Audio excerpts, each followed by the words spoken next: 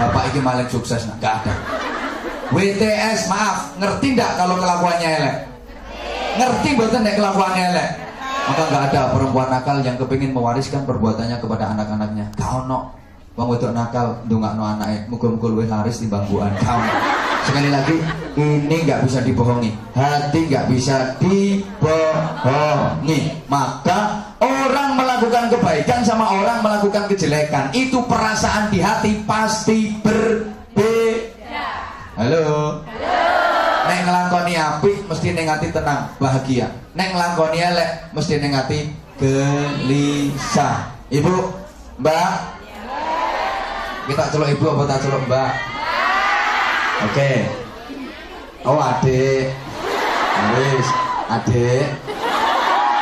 Pemayu. Oke. Wong iku nek nglakoni apik mesti ning ati tentrem bahagia, tapi nek nglakoni elek mesti ning ati resah, gelisah. Pasti itu, pasti. Coba saya tanya, bawa uang sendiri sama bawa uang organisasi rasanya sama apa beda? Beda. Kalau bawa uang sendiri tenang, bawa uang organisasi entit-entitan mesti gelisah. Makan jatah sendiri sama makan jatahnya orang lain sama apa berbeda? Beda.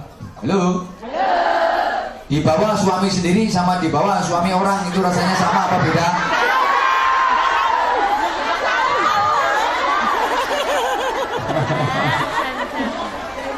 Halo. Halo. Jangankan manusia, kucing saja ngelakoni apik karena ngelakoni elek itu sikapnya berbeda. Perhatikan kucing, kalau yang dilakukan baik pasti dia tenang. Kucing makan pindang dikasih majikan. Saya bukan bermaksud membanding-bandingkan majikan dengan sampean. Jangan terlalu sensitif, Pak. Ada kucing dikasih pindang sama majikannya, resmi itu milik dia, di tempat biasa dia makan, pasti tenang dia makan. Mesti anteng, mangan iso khusyuk, ngalang-ngali sholatnya sampean. Karena sampean sholat gak pernah khusyuk. Lah wong enak-enak ruko diceluk majikan kewakilan gitu.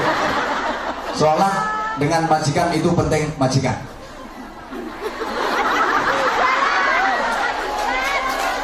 Loh iya toh.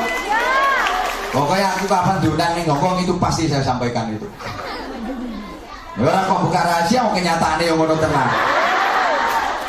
Kadang sholatnya delik-delik. Lha tak dongano muga-muga le majikan sing apik kabeh. Muga-muga sampeyan dadi majikan, majikane dadi sampeyan. Halo. Halo. Coba kucing mangan resmi halal sasuwanallah tenang. Apa ana bledek tuwor. Jare kucing emangnya gue pikirin santai, gak ngereket. Tapi ana kucing nglakoni barang orang genah. Pindang ditutupi rapet tindian tep, lah kok diokeh, diongkat. Delon arep ngokeh mesti pendirangan. Pletik-pletik pendelik pasti. Pasti lemek so diokeh. Ana wong lewat sriwet peledet melayu. Apa ndase mlebu separuh lebih badannya. Itu kucing yang lakukan gak genah. Maka cirinya orang yang baik, halo.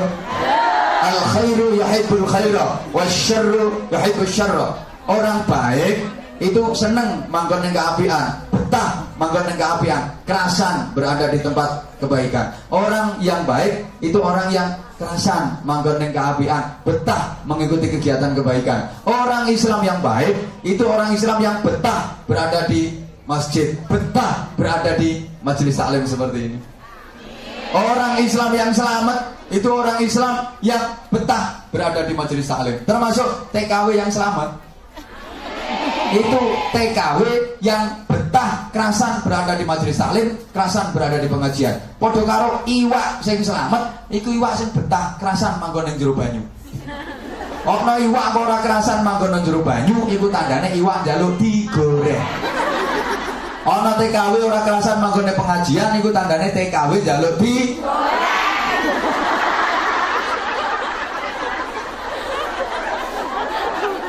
Ini kata Pak Konsul Kajari tadi kan agar 63 itu nggak bertambah.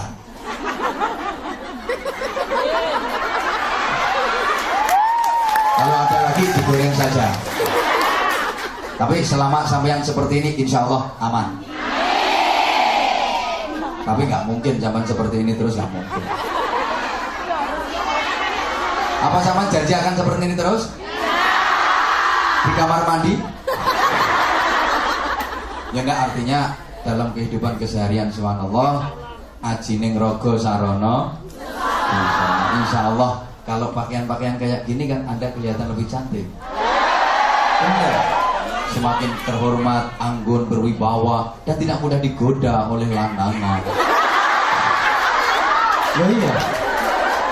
Emang bener yang kalau saya ngaji di daerah Indonesia sana tak sampai no dadi wong wedok supaya selamat coro jajan tiru lemper Nogosari rukun aman gak dirubung laler soalnya bungkusan rapet ojo tiru bikang wis sudah ngelowek bisa dirubung laler. Bener, rata-rata kasus-kasus pemerkosaan yang terjadi yang ada itu kesalahan dari pihak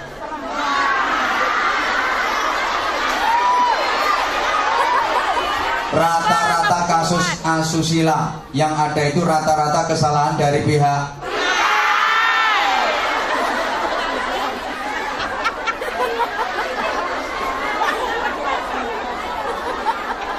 salahnya pakaian merangsang, menantang, bikin tegang. Kan sekarang mode kan pakaian dalam jadi pakaian luar, mentok ngetok bawah pakai bupati buka paha tinggi roket dogur mefet selakangan atas sekwilda menampakkan sekitar wilayah belian pakaiannya itu kayak gini seret ya Allah sini Bromo sini Galunggung putu ya Allah saya itu udah kadung dipanggil kiai boh kiai temen boh enggak tapi udah kadung dipanggil kiai yo saya rodok no lah sering kelihatan kayak gitu ya Allah bener kula niku lek ngertos ngoten niku Masya Allah yo seneng jadi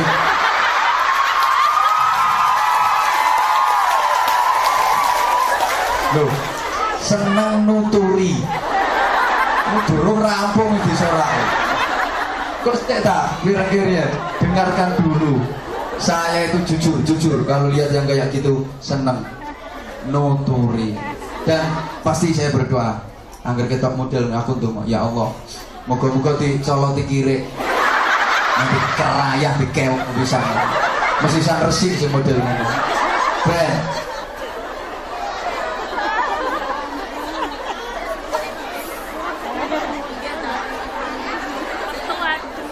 Halo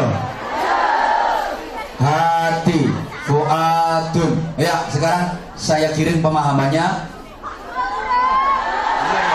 tak kirim pemahamannya di sini mbak tak kirim pemahamannya dulu kolbu tadi di mana kolbu tadi di mana rupanya cerdas tak potongan tapi cerdas informasi yang masuk ke otak manusia itu sumbernya dari mana otak mana informasi yang masuk ke otak kita itu sumbernya dari mata dan telinga. Dari mata dan apa yang dilihat mata, apa yang didengar telinga masuk ke dalam otak. Ditimbang-timbang oleh otak, kemudian turun ke hati, tertanam di hati, muncul secara spontan jadi perilaku. Saya ulang, apa yang dilihat mata, apa yang didengar telinga itu masuk ke otak, ditimbang-timbang oleh otak, turun ke hati, tertanam di hati, muncul spontan jadi perilaku, jadi akhlak. Maka perilaku, akhlak, moral, karakter itu tergantung apa yang masuk dan tertanam di hati. Kalau yang masuk dan tertanam di hati baik, maka muncul jadi perilaku baik. Tapi kalau yang masuk dan tertanam di hati jelek, muncul jadi perilaku gampangannya gaya contoh seperti sering saya sampaikan, ketika kita bersin diucapkan apa? Alhamdulillah. Itu karena memang yang masuk dan tertanam di hati kita Allah Maka begitu spontan keluar alhamdulillah, yang diucapkan pasti baik. Tapi maaf, kadang kan ada orang yang bersin itu yang diucapkan bukan alhamdulillah, bukan menyebut nama Allah, tapi malah nama-nama makanan. Wakeh ngono. Bakso, soto, ono es teh, ada wajib. Itu maaf, berarti yang masuk dan tertanam di hatinya adalah departemen perbadokan. Ini spontan kok, spontan, bener spontan. Iya, kita lagi jalan, kaki terantuk batu, sikil kesandung batu, jebret, innalillah, masya Allah, ya Allah. Ini memang yang masuk dan tertanam di hati kita Allah, maka metune apik. Tapi kadang ada orang yang lagi jalan kesandung, jebret, yang diucapkan malah nama-nama binatang. Pokoknya kewan sikil papat yang metu kabeh. Itu berarti kelakuannya kelakuan binatang. Oh no, wedok bisa melakukan asu, ya Allah, kesandung jebret, jarang, ya Allah. Itu berarti wataknya watak jarang. Itu ini mau itu jarang persis. Polanya kaya jarang, gidrang-gidrangnya kaya jarang, rambutnya ya kaya jarang. Halo, nguyuh ya kaya jarang. Mau panjang jarang. Sorry. Ini sekali lagi karakter. Maka otak, hati harus dilatih dengan ucapan yang baik. Halo. Iki mudun diawasi. Kau berpaling dariku.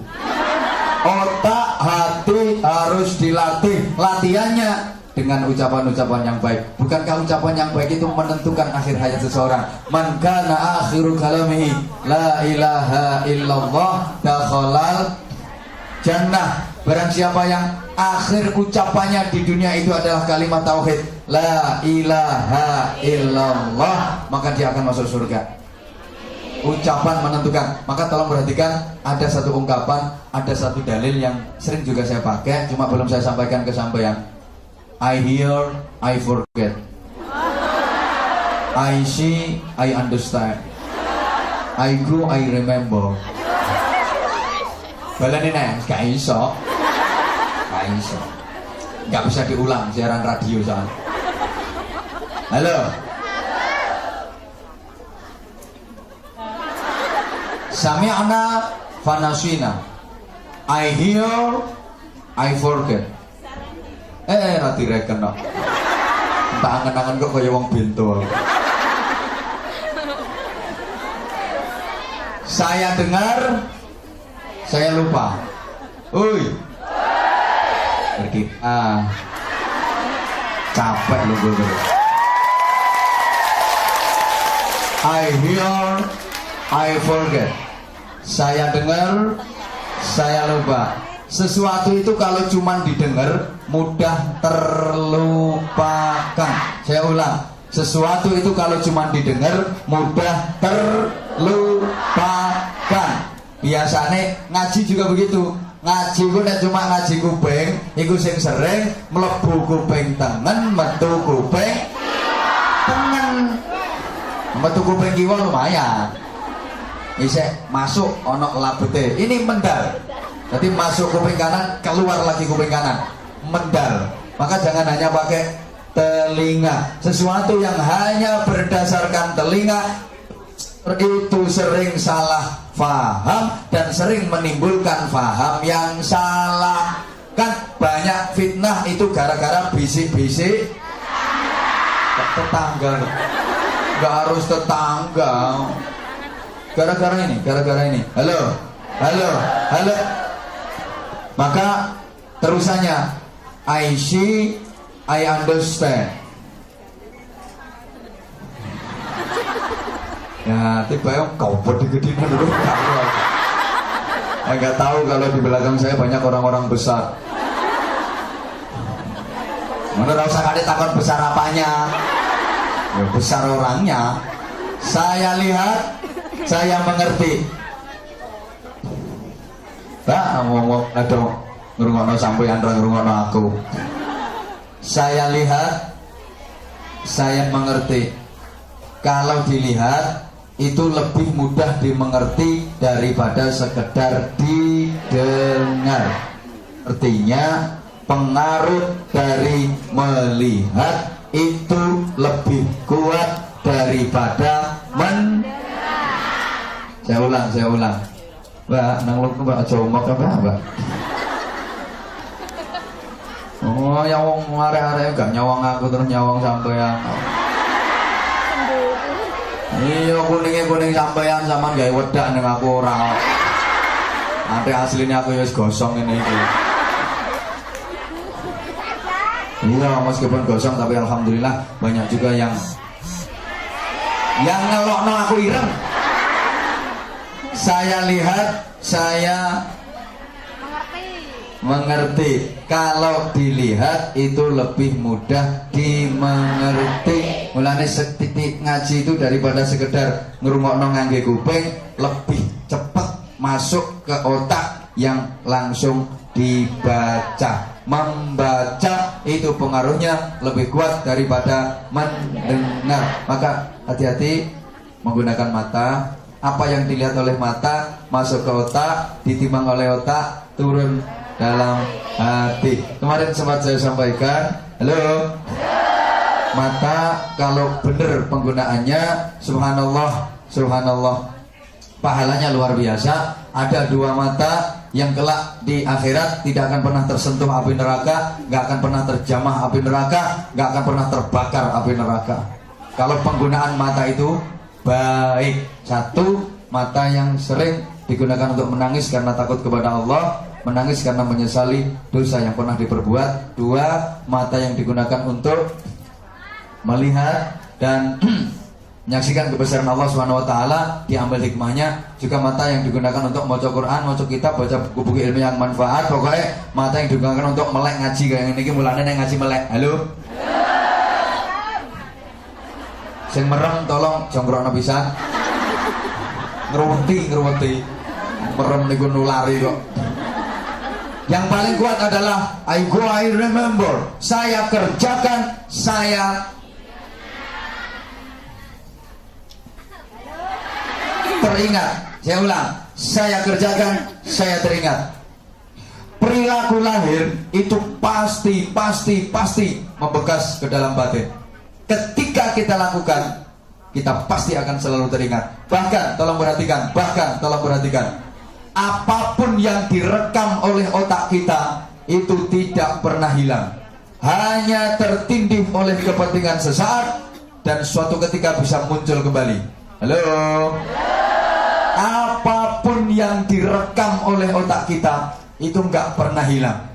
Hanya tertindih oleh kepentingan sesaat dan suatu ketika bisa muncul kembali. Saya tanya, jawab yang jujur. Mbak yang hadir di sini dulu pernah naksir seseorang?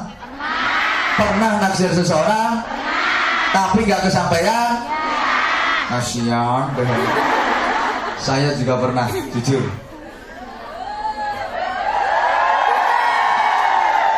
Enggak, tapi yang saya dapat jauh lebih baik daripada yang saya taksir dulu. Halo sayangnya. Jujur, saya juga pernah menaksir seseorang, tapi orang yang saya taksir nggak naksir saya. Saya pernah. Saya nggak merasa patut untuk dikasihani.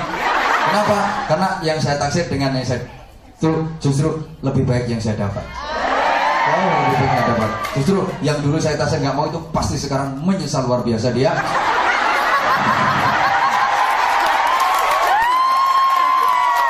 Jujur, namanya orang dalam urusan itu saya pernah dikecewakan, mengecewakan apalagi.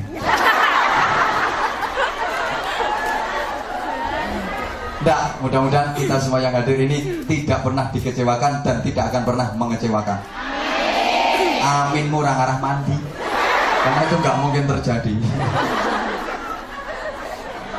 Subhanallah. Halo. Kita rata-rata dulu pernah menaksir seseorang tapi nggak kesampaian. Suatu ketika bisa ingat kembali nggak? Suatu ketika bisa ingat kembali nggak? Bahaya. Ojo diterus-terus no. Saya tanya lagi, waktu kecil dulu, halo? Yang datang di sini waktu kecil dulu pernah nyuri nggak? Siapa yang nggak pernah nyuri sama sekali angkat tangan?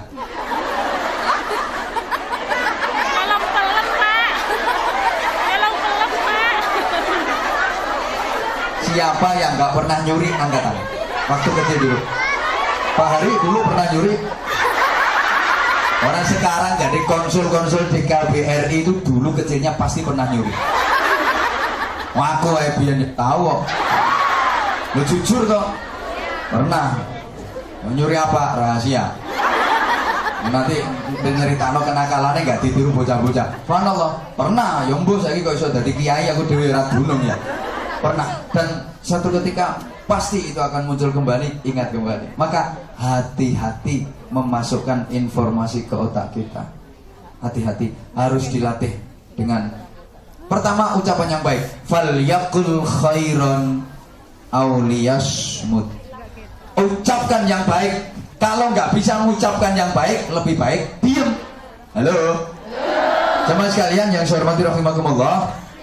Falyaqul khairan. Ucapkan yang baik. Ucapan yang baik itu ucapan yang manfaat. Ucapan yang manfaat dan diperlukan. Kalau nggak manfaat, nggak diperlukan, nggak usah ngucap, nggak usah ngomong. Ngone kakean malah salah. Coba yang punya anak. Misalnya ketika zaman punya anak nakal, yang zaman ucapkan apa? Bocah kurang ajar. Ngono to? Hei. Bocah kok nakal, bocah kok kurang ajar, anak nakal, anak kurang ajar. Dengan sampean ucapkan anak nakal, anak kurang ajar, kira-kira nakalnya, kurang ajarnya waras napa mboten? Malah dadi.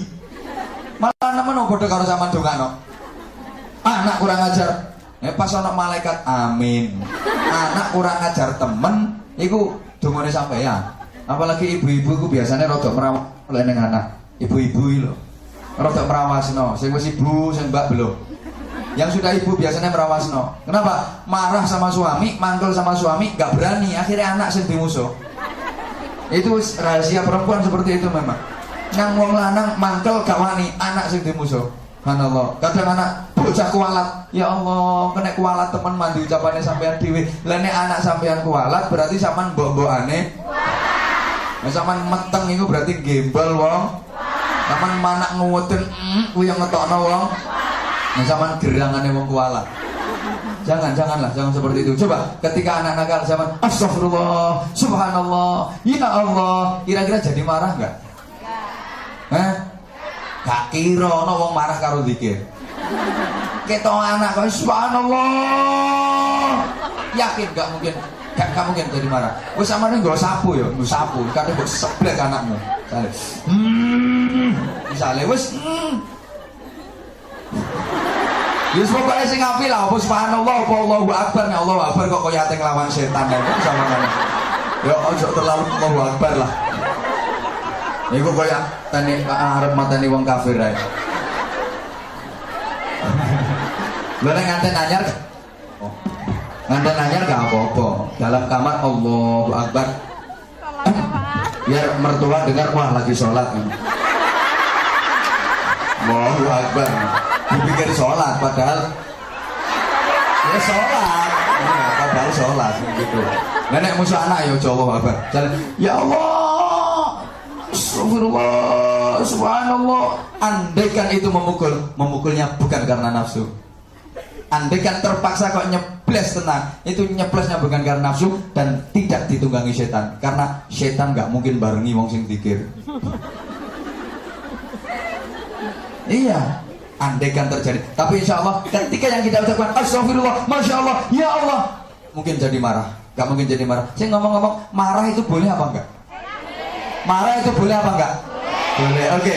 Kalau boleh tolong tunjukkan saya perda mana yang memperbolehkan orang marah. Perda mana yang memperbolehkan orang marah? Halo. Kalau ayat Quran ayatnya mana? Kalau hadis hadisnya yang mana? Saya kepengen tahu.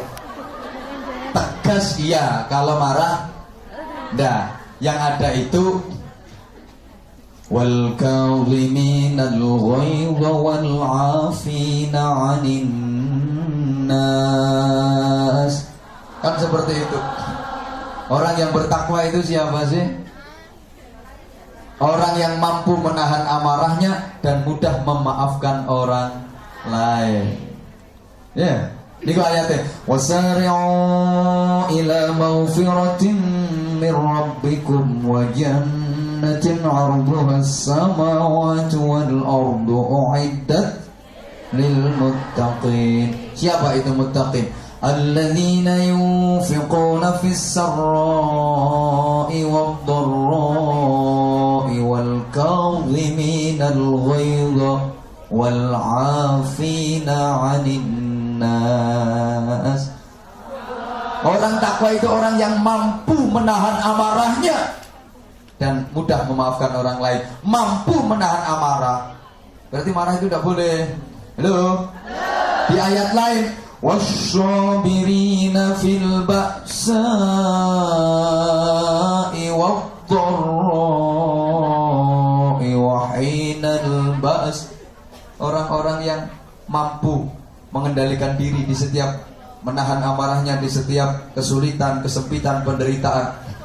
Wassabirin, orang-orang yang mampu bersabar fil ba'sa' wa dharra' wa hinal ba's, dalam keadaan kesulitan, kesempitan, berbagai macam penderitaan. Sabar, sabar dan sabar. Lawannya sabar adalah marah. Halo. Di hadis yang lain lebih tegas Rasulullah menyatakan la taghdab walakal jannah. Jangan marah, maka bagimu surga. Jangan marah, maka bagimu surga. Kalau marah, bagimu neraka. Berarti marah boleh apa enggak? Boleh apa enggak? Alhamdulillah, langsung berubah. Belum setengah menit sudah berubah. Tadi boleh, sekarang enggak. Ini bukan berarti pelit-pelan, enggak. Bukti bahwa sampean itu cerdas. Cerdas nih roke. Enggak boleh. Maka kalau mau marah, tolong ucapkan kalimah-kalimah thayyibah. Maka nanti insya Allah nggak akan jadi marah, nggak akan